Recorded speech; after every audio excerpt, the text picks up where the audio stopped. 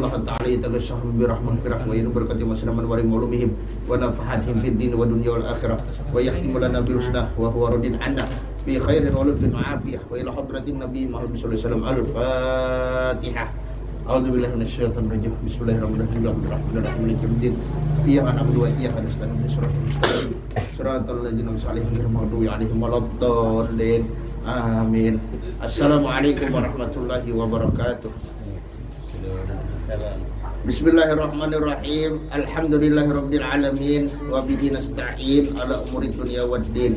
Wassalatu wassalamu ala asyrafil anbiya'i wal mursalin sayyidina wa nabiyina Muhammadin wa ala alihi wa sahbihi ajma'in. Qala al-musannif rahimahullah ta'ala wa nafa'ana bihi wa bi ulumihi fid dharain amin. Faslun, ini satu pasal. Arkanuhu salah satu. Rukun-rukunnya, maksudnya rukun-rukun puasa adalah 3 perkara. Salah satu asya 3 perkara. Yang pertama niyatun lailan, berniat pada malam hari. Nah, likulli yaumin, untuk setiap hari, fil fardi, pada puasa fardu. Adapun puasa sunnah boleh berniat pada pagi hari, yang penting belum sampai zawal atau gelincir matahari. Jadi ini adalah termasuk daripada ibadah yang wajib niatnya sebelum pekerjaannya. Karena kebanyakan ibadah itu berbarengan antara niat dan pekerjaannya. Seperti sholat, maka niat sholat harus di takbiratul ihram, tidak boleh sebelumnya. Ini menurut mazhab Syafi'i. Atau misalnya wudu, mandi wajib dan sebagainya. Nah, itu harus berbarengan dengan pekerjaannya. Berbarengan ini maksudnya beimbayan. Nah, tapi untuk puasa kada sah beimbai. Kada sah kalau misalnya terbit fajar lalu kita berniat, tidak sah. Jadi gawian puasa ini hanyalah meninggalkan sebenarnya. Artinya meninggalkan makan, minum dan lain-lain daripada hal-hal yang membatalkan puasa. Nah, berbeda dengan gawian sholat atau gawian haji. Nah, itu memang gawian yang sifatnya mengerjakan. Jadi puasa ini meninggalkan. Kapan waktu kita meninggalkan hal-hal tersebut? Yaitu dari terbit fajar sampai terbenam matahari. Dari tibanya waktu subuh sampai tibanya waktu maghrib. Nah, wajib untuk kita mengerjakan yang namanya puasa dengan meninggalkan hal-hal yang telah disebutkan tadi. Nah, niatnya kapan? Niatnya tidak boleh berbarengan dengan terbit fajar. Harus sebelum terbit fajar maksimal. Nah, kalau pas terbit fajar waktu itu juga kita berniat untuk puasa fardu, maka tidak sah. Nah, ini termasuk dari ibadah yang wajib niatnya sebelum pekerjaannya. Seperti juga jamak takhir, wajib lebih dahulu niatnya sebelum pekerjaannya. Niat jamak takhir itu adalah di waktu sholat pertama. Sebelum habis waktu sholat pertama, sebelum habis waktu sholat zuhur, atau sebelum habis waktu sholat maghrib, wajib kita memasang niat. Nah, kalau misalnya sudah habis waktu sholat maghrib, waktu maghrib atau waktu zuhur, lalu kita berniat jamak, maka itu hanya terhitung sebagai kodoan saja zuhur dan maghribnya. Itunya seperti itu, tidak dianggap sebagai jamak.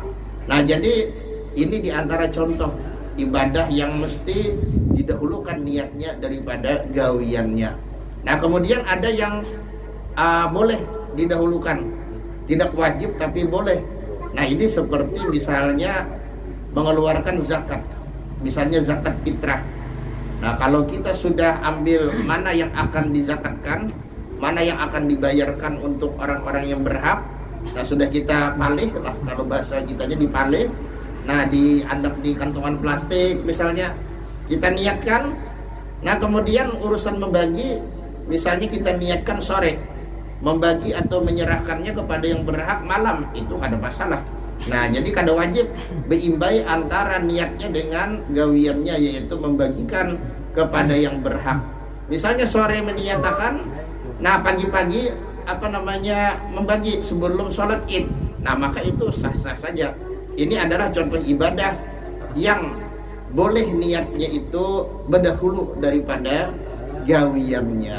Nah, adapun yang kita bahas ini yaitu puasa, bukan hanya boleh tapi memang wajib niatnya didahulukan, yaitu pada malam hari, yang mana malam hari dimaksud ini adalah mulai sempurnanya terbenam matahari. Matahari sudah sempurna terbenam seutuhnya sampai sebelum terbit fajar. Nah, itu waktunya.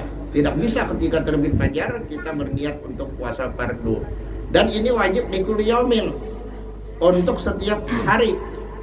Jadi tidak cukup dalam mazhab kita, mazhab Syafi'i, hanya satu malam pertama niat sebulanan.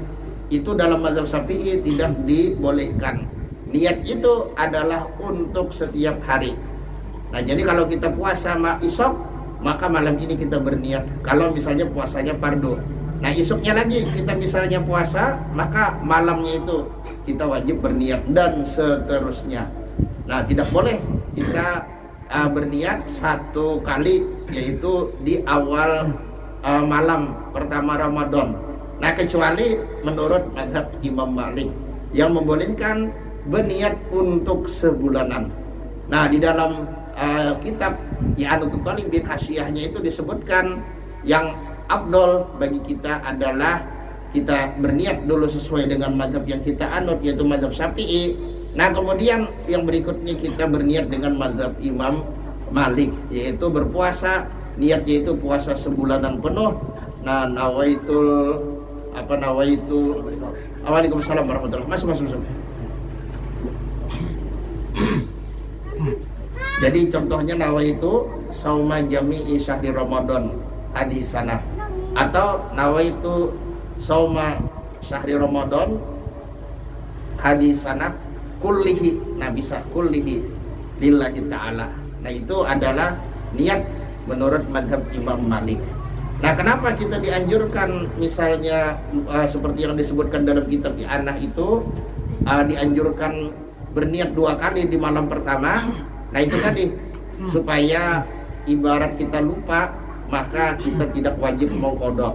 Misalnya suatu malam kita lupa, nah berniat, maka kita tidak wajib untuk mengqadha. Nah, jadi sekali lagi yang bagusnya sebagaimana yang dianjurkan oleh para fuqaha dalam mazhab kita sendiri, mazhab Syafi'i, yang di malam pertama itu kita berniat dengan mazhab kita, yaitu niat seperti biasa, nawaitu shauma ghadin an adai fardhi syahr ramadhani hadis sanati lillahi ta'ala. Nah, seperti itu niat untuk setiap hari. Nah, kemudian yang berikutnya baru kita niat mengikut Imam Malik. Nah, yaitu niat yang sebulanan penuh seperti yang telah dicontohkan tadi. Apa hikmahnya kalau kita mengerjakan 2 niat ini di malam pertama bulan Ramadan? Seandainya kita kelupaan berniat, nah maka kita tidak wajib lagi mengqadha. Nah, intinya seperti itu. Karena kalau kita lupa berniat, misalnya ada satu malam yang kita lupa berniat, maka itu memang tidak berdosa kalau kita memang lupa. Tapi ada sanksinya. Apa sanksinya? Sanksinya kita tetap seperti biasa, yaitu di siangnya itu wajib kita menahan diri dari yang namanya makan, minum dan sebagainya. Nah, kemudian sesudah Ramadan kita wajib mengqadha. Nah, jadi ini berat jadinya. Artinya kalau kita kadiingat memang kada berdosa, kadiingat berniat.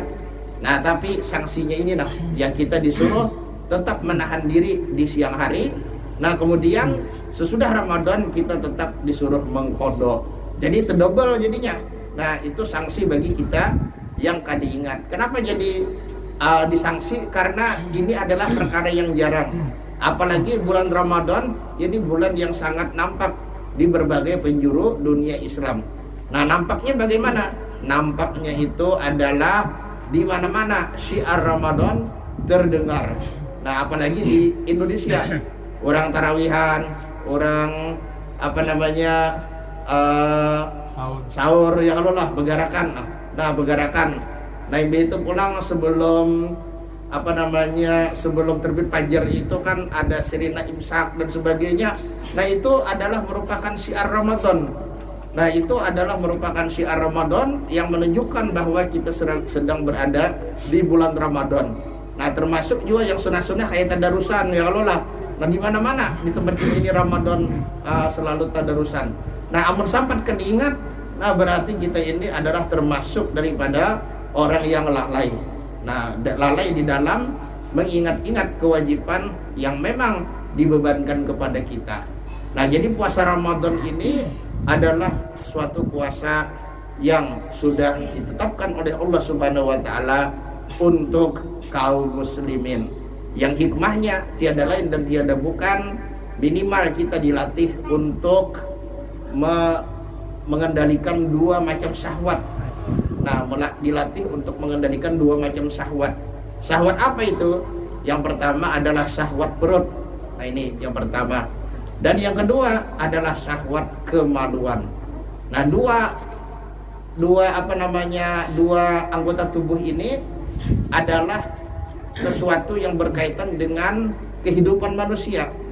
Dimana kalau misalnya seseorang tidak makan, tidak minum berhari-hari, maka hal itu bisa menyebabkan dia jiun. Nah, jiun kalau misalnya kada makan, kada minum berhari-hari, kan seperti itu. Nah jadi masalah meneruskan kehidupan itu adanya di perut. Nah adapun kemaluan ini apa fungsinya? Yaitu dengan seseorang menikah lalu melakukan hubungan intim suami istri, nah akhirnya lahirlah keturunan, lahirlah anak-anak. Jadi tujuan daripada Allah Ta'ala menciptakan kemaluan, menciptakan syahwat, syahwat pada kemaluan itu tiada lain dan tiada bukan adalah agar manusia bisa meneruskan populasinya. Nah, populasi yaitu anak keturunannya. Seandainya tidak ada yang menikah, maka tidak akan ada keturunan, tidak akan ada anak, lalu tidak akan ada manusia baru. Nah, supaya ada manusia baru itu tiada lain dan tiada bukan jalannya Allah Subhanahu wa taala telah memberikan yang legal, yang halal, yaitu dengan jalan akad nikah. Kan seperti itu. Nah, lalu diteliti oleh para ilmuwan, ketika manusia itu meninggal dunia, ternyata dua anggota tubuh ini yang awal-awal membusuk.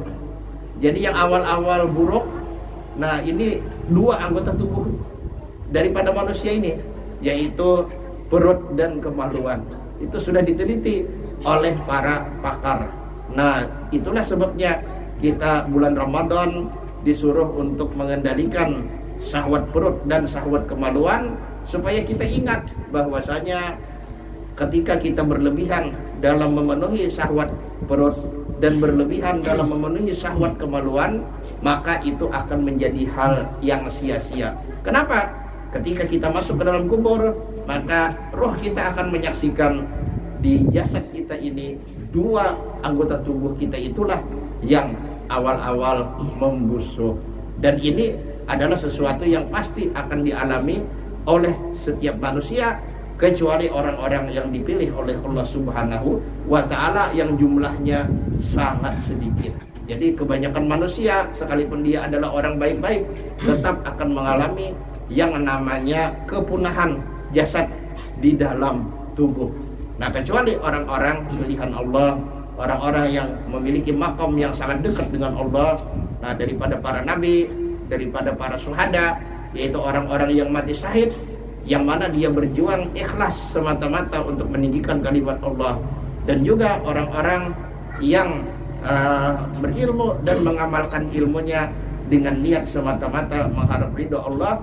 Nah, maka itulah kelompok yang di dalam kubur tidak hancur, dan ketika dibangkitkan di akhirat mereka akan memberikan syafaat kepada para keluarga dan juga orang-orang dekat mereka.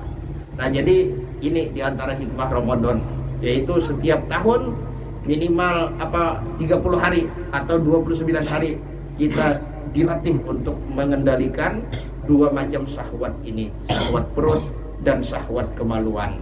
Jadi ini setiap hari dalam mazhab kita.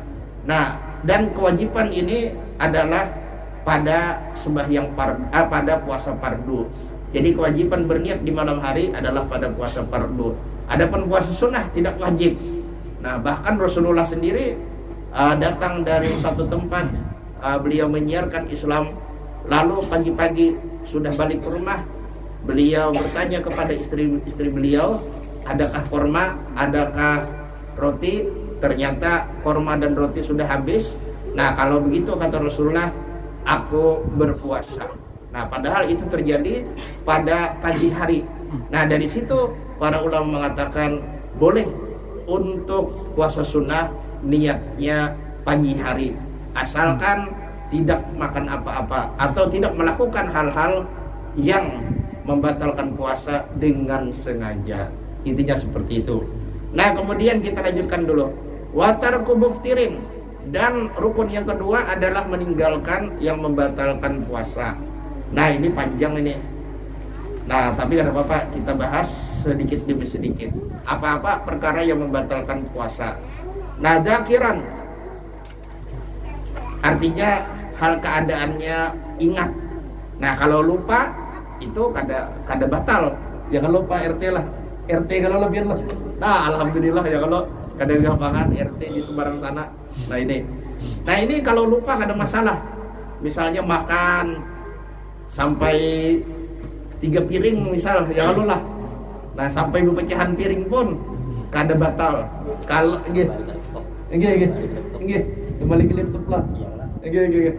Pecahan piring pun kada batal. Yang penting kada ingat. Bujur kada ingat. Nah, beda kalau lupa pura-pura lupa, pura-pura kada ingat. Nah, itu memang batal. Tapi kalau memang dia makan itu lupa sama sekali bahwa dia sedang puasa, bahwa pada hari itu adalah bulan Ramadan, maka itu dimaafkan. Dan ini berbeda dengan sholat. Kalau sholat itu hanya sedikit, misalnya sekitar setengah atau sepertiga dari biji nasi. Nah, itu yang dimaafkan kalau lupa. Tetaguk misalnya nih, biji nasi yang sepertiga atau yang setengahnya yang sudah panggang tetaguk, itu dimaafkan kalau lupa. Tapi kalau lebih dari itu sekalipun lupa tetap tidak dimaafkan. Nah, apa bedanya sholat dengan puasa? Nah, maka para ulama mengatakan sholat itu ada gerakannya yang mengingatkan kita bahwa kita sedang sholat. Sedangkan puasa tidak ada gerakannya, sehingga dimaafkan sekalipun ibaratnya 10 piring kah, sekawah kah, ya kalau lah. Nah, ini bakawan lawan jin ini kira-kira hampir sampai sekawah ini, ya kalau ini banyak. Dulu kisahnya, walau alam Pak Mulun kada pernah juta tamu, kisahnya ada orang-orang yang bersahabat jin, ya kalau lah makan kawas sekawah. Nah, mungkin sahabat gitu nang makan, ya kalau lah. Nah, pakai jasadnya kira-kira kayak itu Bang. Nah, cuma jangan juga berburuk sangka, ya kalau lah. Banyak sidin tuh genceng makan nih ajin bersahabat jin. Nah, apa nang bertambah sepiring 2 piring kadang nang bersahabat lawan jin Bang, ya kalau lah. Nah, itu yang bersahabat lawan jin nang sekawahan itu. Nah, naudzubillah, mudah-mudahan jangan, ya Allah lah. Artinya kita terpelihara dari berbagai macam hal yang mendatangkan murka Allah Subhanahu wa taala. Nah, memang makan itu disuruh kita berhenti sebelum terlalu kenyang, kan seperti itu. Nah, kalau sudah kenyang lalu kita tetap makan, nah maka itu adalah termasuk daripada israf atau berlebihan. Kulu washrabu wala tusrifu, kata Allah Subhanahu wa taala. Artinya makanlah dan minumlah kalian, tapi jangan berlebihan. Nah, kemudian mukhtaron, hal keadaannya pulang mukhtar, artinya dengan sukarela, bukan dipaksa.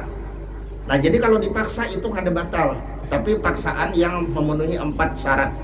Syarat yang pertama, ini adalah yang memaksa itu kan memberi ancaman.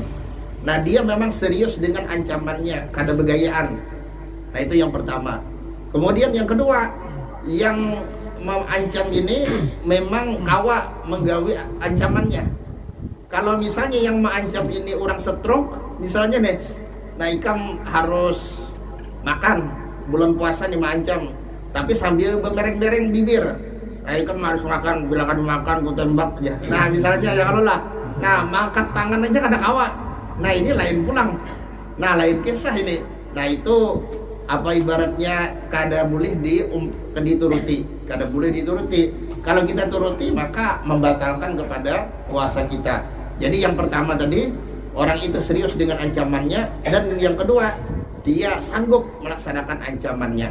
Nah kemudian yang ketiga, yang diancam ini tidak ada jalan untuk lolos dari orang tersebut. Nah dia misalnya tidak bisa membela dirinya, atau tidak bisa berteriak minta tolong, atau tidak bisa lari dan sebagainya dan seterusnya. Dan yang terakhir, tidak ada tanda-tanda dia melakukannya dengan sukarela. Tidak ada indikasi bahwa dia melakukannya dengan ikhtiarnya, nah dengan pilihannya. Misalnya memang orangnya kada pemuasa, timbah dipaksa orang, artinya Ikam makanlah. Nah di dalam hati berbender, nah ini juga aku cari kan kayak itu, nah ini juga kan yang top. Nah ini berarti puasanya batal dengan dia makan, karena dia mengerjakannya itu dengan sukarela, tidak ada merasa dipaksa. Memang iya kada puasa, kada pemuasa. Nah ini jadi 4 hal itu yang menyebabkan kita tidak berdosa ketika melanggar larangan Allah misalnya nih, atau ketika kita tidak mengerjakan perintah Allah. Nah tapi ada pengecualian, tapi maksudnya adalah sebagian besar itu tidak dihitung dosa dengan dipaksa, tapi paksaannya memenuhi 4 kriteria yang ulun sebutkan tadi. Ghaira jahilin ma'durin, yang bukan jahil ma'dur. Nah jahil ma'dur ini hanya 2. Yang pertama ialah orang yang baru masuk Islam, nah kada tahu dan dianggap odor ketidaktahuannya itu karena dia baru masuk Islam. Nah belum sempat untuk mempelajari ajaran Islam dengan lengkap. Dan yang kedua, ini adalah orang yang tinggal di balik gunung misalnya, di tempat yang terisolasi dari kaum muslimin. Jadi misalnya kuitannya memang sudah menganut Islam, nah tapi sebelum mengajarkan agama kepada anak-anaknya, kuitannya sudah meninggal. Nah anak-anaknya bingung. Nah dia tahu ya ibaratnya hanya dasar-dasarnya aja, tahu wajib sholat, wajib puasa Ramadan, cuma teknisnya yang lengkap itu kada tahu. Nah sehingga dia menggawi seadanya aja. Misalnya dia tahu puasa itu menahan makan dan minum, sedangkan yang lainnya dia kada tahu apa-apa lagi yang membatalkan. Nah maka itu tidak dianggap batal, itu dimaafkan untuk mereka yang 2 kelompok tadi, yang baru masuk Islam dan yang tinggal di tempat yang terisolasi daripada kaum muslimin, seperti di balik gunung yang jauh daripada kota atau desa yang di situ banyak orang-orang Islam. Nah kalau hendak menuju kota atau menuju desa yang di situ banyak orang Islam, nah mesti naik gunung dulu kan, berkilo-kilo kan istilahnya kan, kada jalan, kada terowongan dan sebagainya. Nah ini kemudian wasaimun, dan yang ketiga itu adalah orang yang berpuasanya. Nah lalu yang membatalkan puasa itu apa? Nah insya Allah akan kita bahas sedikit demi sedikit apa-apa saja yang membatalkan puasa. Yang pasti yang membatalkan puasa ini secara garis besar ada 4. Secara garis besar, tapi dari 4 itu kena ada cabang-cabangnya. Nah yang pertama yang berkenaan dengan akidah, nah yaitu murtad. Jadi yang berkenaan dengan akidah atau iman, yaitu murtad, sekalipun hanya sebentar murtadnya, maka itu membatalkan kepada puasa.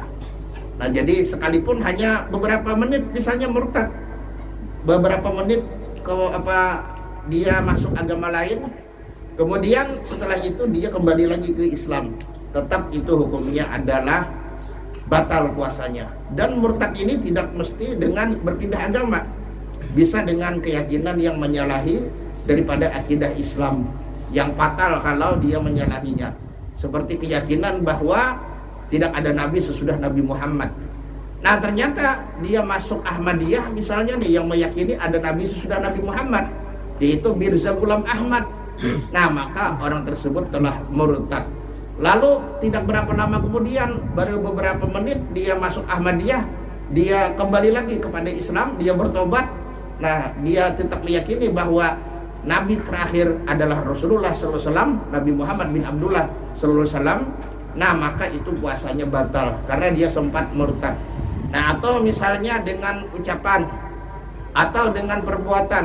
Nah, itu pembahasannya agak panjang. Apa-apa saja keyakinan yang mengeluarkan orang dari Islam, atau ucapan atau perbuatan yang mengeluarkan orang dari Islam. Nah, insya Allah kalau ada waktu akan kita kupas sedikit demi sedikit, karena itu sangatlah penting. Nah, kemudian yang kedua adalah yang berkenaan dengan akal. Nah, ini ada gila. Nah, gila ini sekalipun hanya sekejap mata gilanya, maka itu batal puasanya. Nah, itu maka itu batal. Nah, adapun pingsan atau mabuk itu tergantung. Nanti ada perbedaan pendapat. Nah, itu ada yang mengatakan bahwa tergantung dari apakah dia sengaja atau tidak sengaja mabuk atau pingsannya itu. Kalau tidak sengaja, tidak ada unsur perbuatannya, memang dia tidak ada rencana untuk mabuk atau tidak ada rencana untuk pingsan, ternyata dia mabuk, ternyata dia pingsan. Nah, ini batal menurut sebagian ulama. Apa tidak batal, maksudnya tidak batal kalau tidak sengaja. Nah, tapi kalau sengaja, ada unsur kesengajaan, memang dia tahu bahwa ini memabukkan lalu dia minum, atau misalnya dia dokter lalu dia menyuntikkan obat bius ke tubuhnya sendiri lalu dia pingsan, nah maka itu batal. Nah, sekalipun hanya sekejap. Ini kalau tidak salah menurut Syekh Ibnu Hajar. Nah, adapun menurut Syekh Romli itu tergantung dari pingsan dan mabuknya itu apakah seharian pol ataukah tidak. Kalau seharian pol batal. Tapi kalau tidak, misalnya ada sadar sekalipun sekejap atau sebentar, maka itu tidak batal. Jadi kalau pol batal, tapi kalau tidak pol itu tidak batal. Nah, jadi para ulama berbeda pendapat mengenai pingsan dan mabuk ini, apa yang menyebabkan batal. Ada yang mematok kepada apakah disengaja atau tidak, ada yang mematok kepada apakah sepanjang hari ataukah tidak. Intinya seperti itu. Nah, tapi ini akan kita bahas lagi pada pertemuan yang akan datang. Ini kan bayangan-bayangannya dulu. Nah, kemudian yang ketiga itu yang sifatnya keluar. Di antaranya seperti muntah dengan sengaja. Kalau muntahnya tidak sengaja, maka tidak masalah. Garing misalnya masuk angin, melakukan perjalanan, kada tahan misalnya nih di mobil masuk angin lalu muntah, kada batal. Nah, yang batal itu yang sengaja. Nah, memang hendak supaya muntah. Nah, memang hendak supaya muntah. Misalnya sebelum terbit fajar meminum obat pencahar. Ini tahu kalau minum obat pencahar ini bakal muntah. Jadi imbas sudah meminum 5 menit kemudian misalnya terbit fajar. Nah, imbah itu kada lawas lalu muntah. Nah, itu jelas hukumnya adalah batal karena dia muntahnya dengan kesengajaan. Adapun yang kayak tadi masuk angin dan sebagainya itu kada sampai batal. Ini yang pertama. Dan yang kedua itu adalah keluar mani. Nah, tapi dengan syarat-syarat. Nah, keluar mani ini ada yang melibatkan diri sendiri, ada yang melibatkan orang lain. Yang melibatkan diri sendiri itu adalah kalau dia keluarnya dengan cara yang disebut istimna. Kalau bahasa kitanya onani atau masturbasi. Nah, kada tahu juga tuh bahasa apa ya kalau lah. Nah, ini anak-anak yang di bawah 17 tahun, nah ini kada perlu mencari-cari apa artinya. Nah, adapun yang sudah lewat, sudah paham aja artinya. Jadi masturbasi atau onani itu membatalkan kepada puasa. Nah, adapun kalau misalnya bukan dengan masturbasi, bukan dengan onani, keluar mani itu dengan mimpi misalnya, maka itu tidak batal. Atau misalnya dengan mahayal lalu keluar mani, itu tidak batal. Nah, intinya seperti itu. Nah, karena tidak ada unsur onani.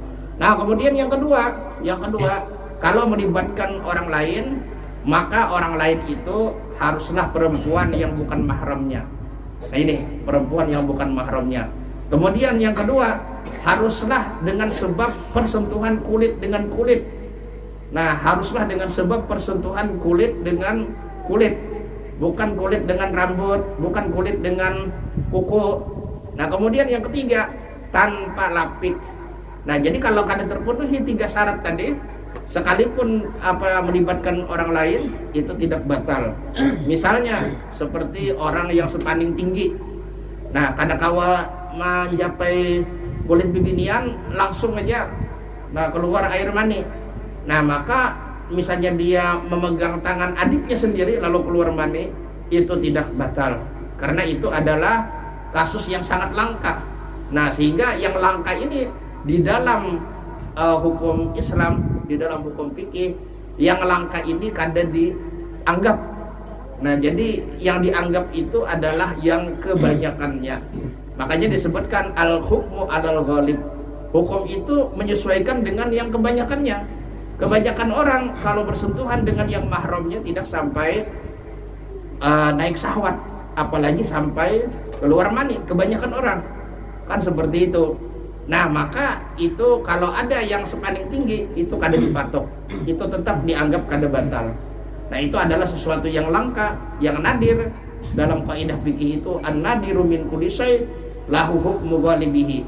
Yang langka atau yang jarang pada setiap sesuatu itu hukumnya disesuaikan, disamakan dengan yang kebanyakannya.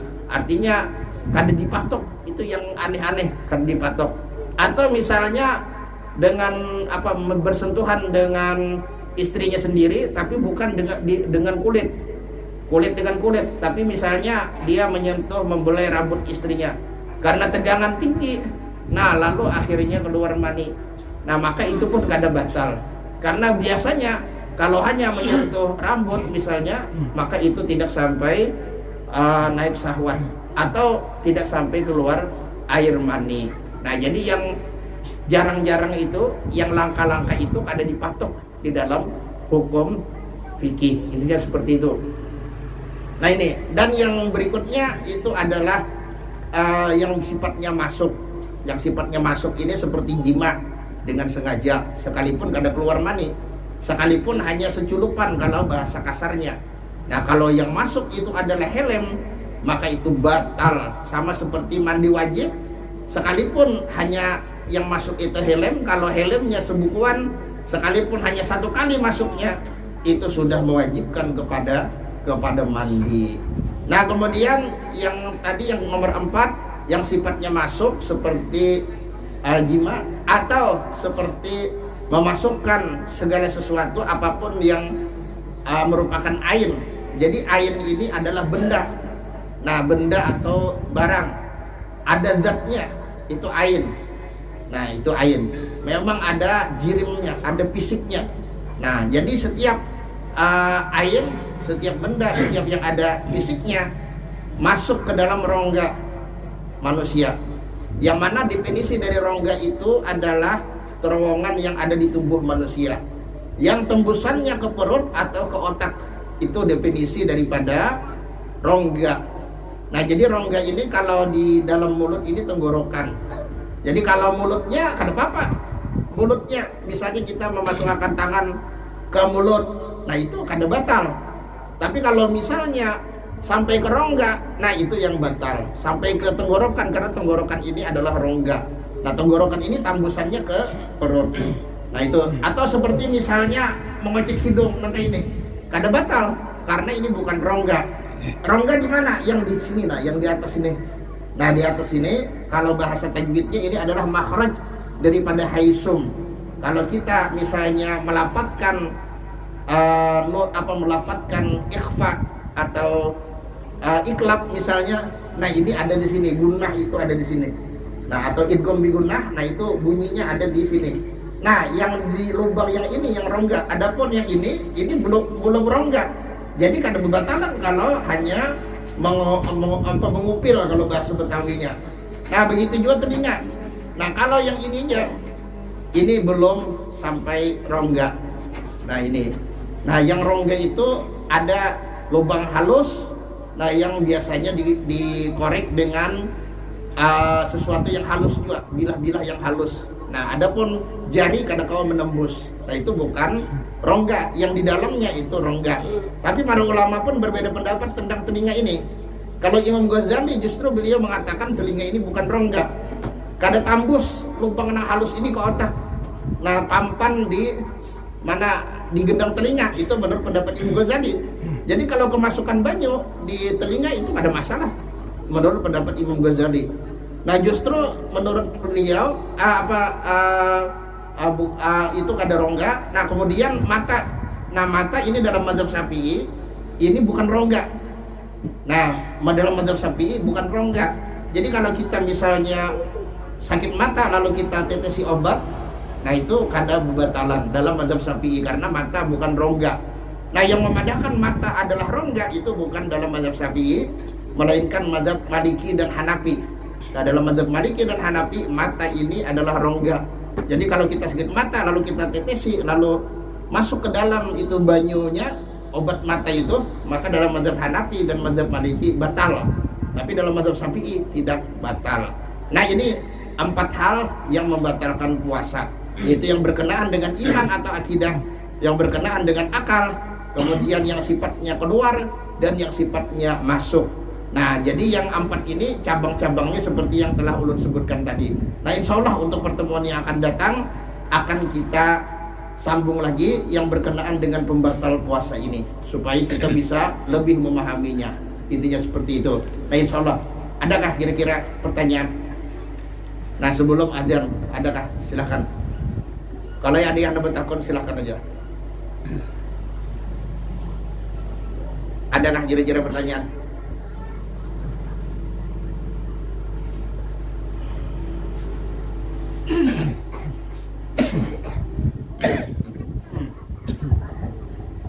Assalamualaikum warahmatullahi wabarakatuh. Waalaikumsalam warahmatullahi wabarakatuh. Ini masalah niat puasa tadi guru. Dulu pernah mendengar itu kita niat puasa itu sebulan penuh. Iya.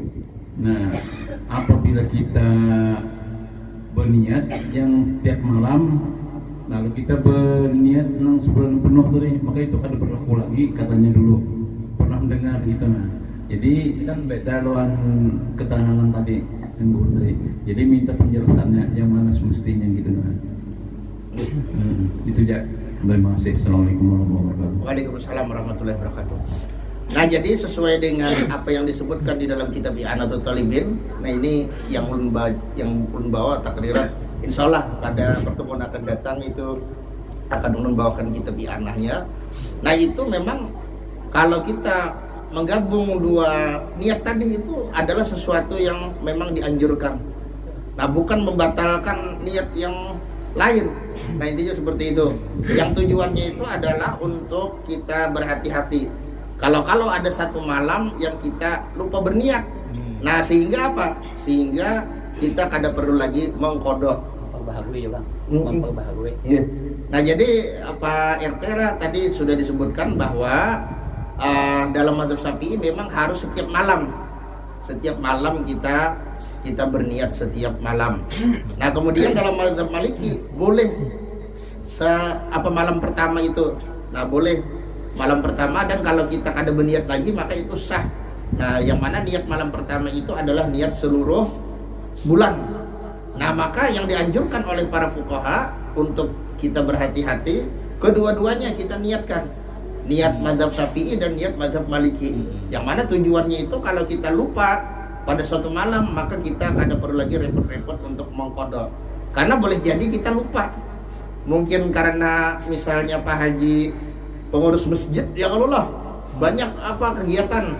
Nah, mulai dari kegiatan menyiapkan buka puasa di masjid, mulai dari kegiatan apalagi tarawihan. Nah, kadang menyusunkan jadwal imamnya, ya Allah. Nah, kadang sidinnya yang jadi imam.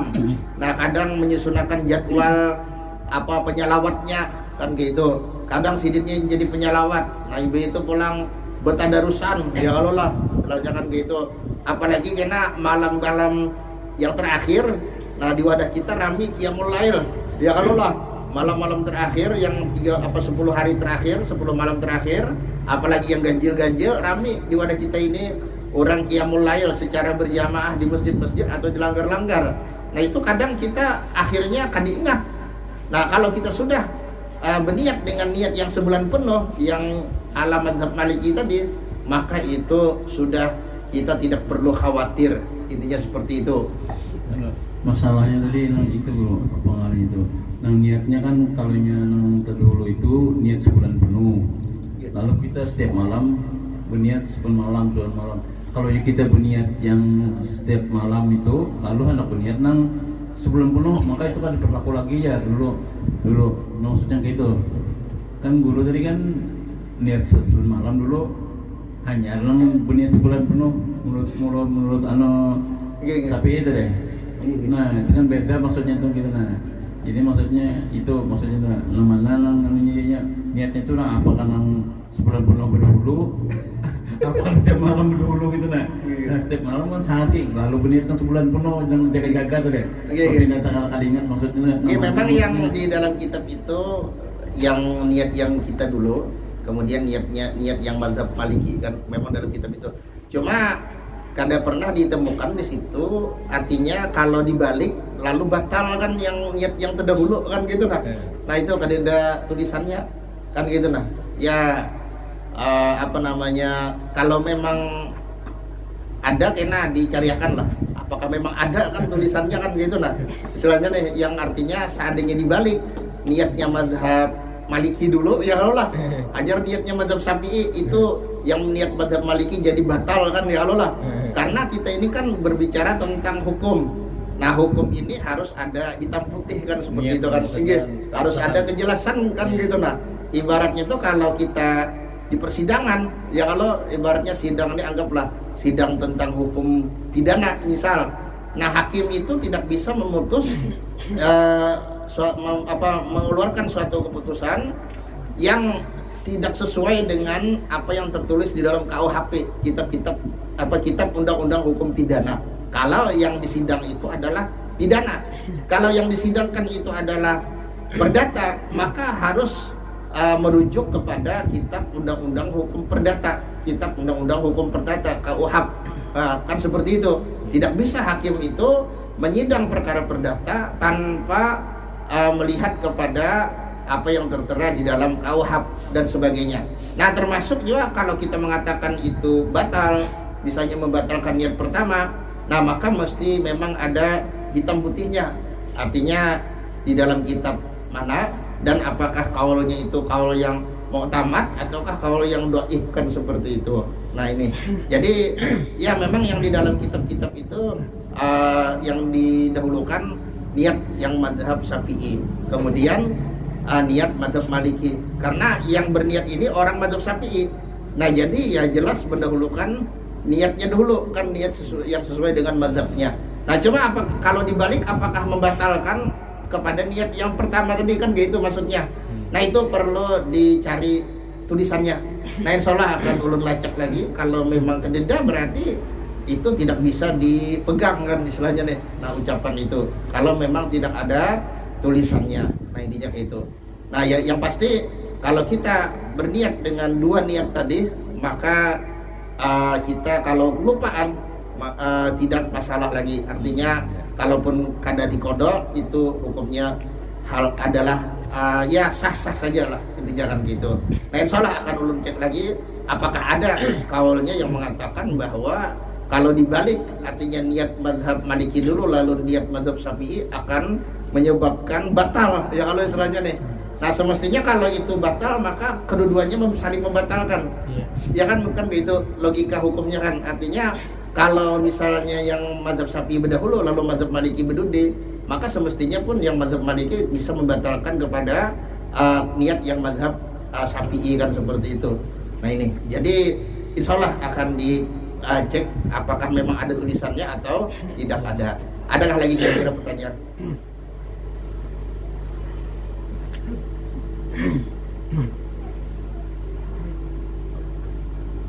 Assalamualaikum warahmatullahi wabarakatuh. Waalaikumsalam warahmatullahi wabarakatuh. Kita hidup di Banjar nih, bingung gitu loh masalah kebanyakan masyarakat di Banjar nih masalah apa imsak itu nah. apakah waktu ajan enggak atau sirine pertama itu kan gitu. Nah kebanyakan bingung orang di situ ini yang mana yang bujurnya gitu lah. Iya. Gitu aja gitu. Iya. Jadi masalah imsak ini ibaratnya kembali kepada ahli falak, ahli hisab kan nih. Ahli hisab tapi bukan nang ahli falak nang di kampung-kampung ini kan ada. Artinya orang yang memang ahli di dalam menentukan apakah sudah terbit fajar atau belum. Nah jadi ulun pernah berdialog dengan ketua LF NU Kalsel. LF itu artinya lembaga falakiyah. Nah lembaga falakiyah Nahdlatul Ulama untuk PWNU Kalsel, nah yaitu Pak Ahmad Syekhu. Nah Sidin ini begawi di UIN Antasari, dan Sidin ini termasuk daripada ya ibaratnya pakar lah di dalam ilmu hisab atau ilmu falak di tempat kita ini. Nah mengajinya pun itu mengaji falaknya di Jawa, dan juga kuliahnya S2 itu yaitu ilmu falak. Nah ilmu falak atau ilmu hisab. Nah itu ujar Sidin, waktu imsak itu adalah 10 menit sebelum terbit fajar. Jadi kalau 10 menit sebelum terbit fajar berarti imsak itu tidak wajib menahan.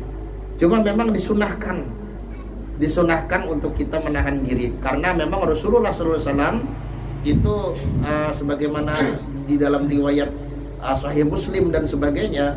Nah Sahih Muslim dan sebagainya itu beliau pernah ya ibaratnya melakukan sahur bersama para sahabat, kira-kira 50 ayat yang pendek, ayat yang sedang lah. Nah beliau berhenti dari makan dan minum, beliau berhenti, jadi kira-kira kadar 50 ayat. 50 ayat itu sekitar 10 sampai 15 menit, 50 ayat yang sedang. Nah sebagian sahabat kadar berhenti. Nah waktu itu Sayyidina Bilal belum adzan, sedangkan Sidin berhenti. Ada sebagian sahabat yang kadang berhenti dan Sidin kadang menagur. Nah kecuali ketika Bilal sudah akan adzan dengan perintah baginda Rasulullah untuk adzan, maka berarti itu sudah terbit fajar. Nah jadi di sini para ulama mengatakan bahwasanya imsak itu terbagi dua. Ada imsak sunnah, ada imsak wajib. Imsak sunnah itu adalah sekitar 10 atau seperempat jam sebelum terbit matahari, sebelum terbit fajar. Adapun imsak wajib yaitu ketika terbit fajar. Nah intinya ketika terbit fajar. Nah jadi kalau kita berpatokan kepada keterangan yang diberikan oleh ketua LFNU tadi bahwa di tempat kita ini imsak 10 menit sebelum terbit fajar, berarti yang sirena itu hanya imsak sunnah, bukan imsak wajib. Intinya seperti itu. Nah cuma alangkah baiknya kita berihtiyat lah. Artinya imsak itu masih kawa mungkin ya beberapa suap nasi, beberapa teguk air kan. Nah kemudian kita berhati-hati, kita berhenti. Kalau memang sesudah itu terbit fajar. Karena masalah terbit fajar ini memang masalah yang pelik. Kenapa? Karena sulit dilihat. Ada dua waktu yang sulit ditentukan oleh ahli falak, karena sulit dilihat. Yang pertama waktu isya, yaitu memeriksa mega merah apakah sudah hilang atau belum. Di ufuk barat itu kita kadang melihat mega merahnya. Nah intinya gitu. Kecuali kita berada di posisi yang dekat laut misalnya kan, ya gitu. Kemudian yang kedua itu adalah waktu subuh, kita kadang melihat terbit fajarnya. Nah ini yang jadi masalah. Jadi dua waktu ini yang memang sulit untuk ditentukan. Adapun yang lainnya waktu zuhur itu kelihatan ketika sudah matahari di atas kepala kita lalu tergelincir, nah itu waktu zuhur. Atau waktu asar ketika bayangan setiap sesuatu itu sama dengan sesuatu itu lebih sedikit, nah itu sudah waktu asar. Waktu maghrib ketika matahari awal-awal tenggelam, nah itu waktu maghrib bisa kita lihat. Tapi untuk isya hilangnya mega merah itu sulit untuk dilihat. Begitu juga terbit fajar sulit untuk dilihat. Nah jadi yang imsak itu sebenarnya yang sekitar 10 menitan sebelum terbit fajar itu adalah untuk kehati-hatian. Nah, untuk kehati-hatian dan juga untuk peringatan. Nah, peringatan. Nah, paham ya Allah.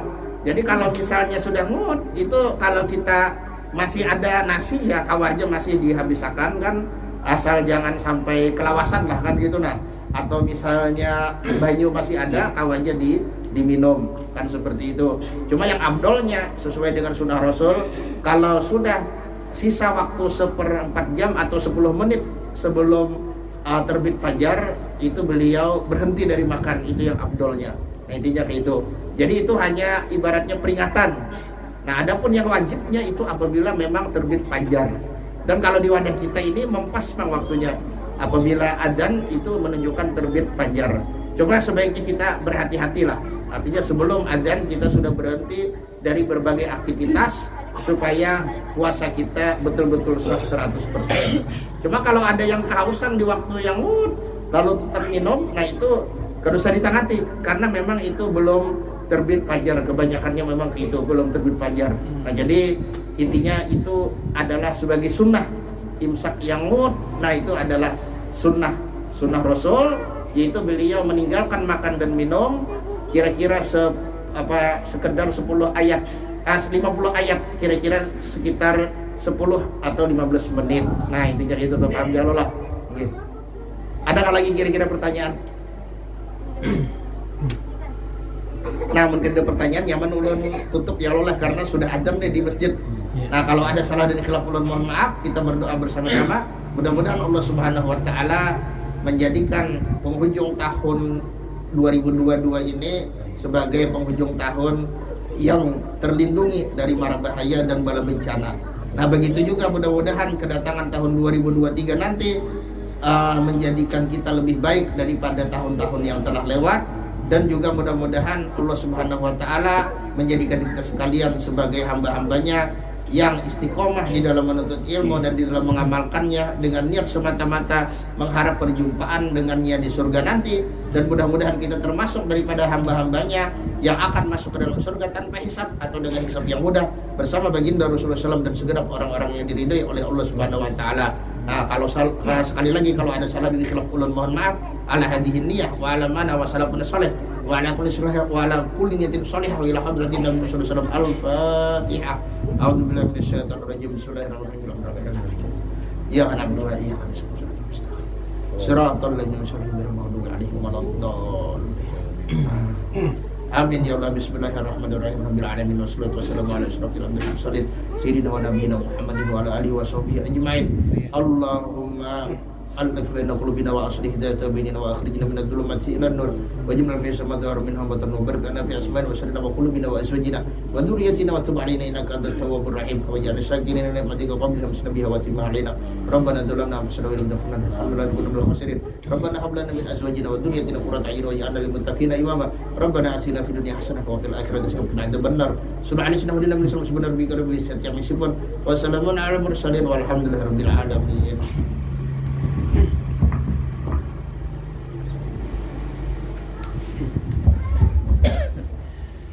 Allah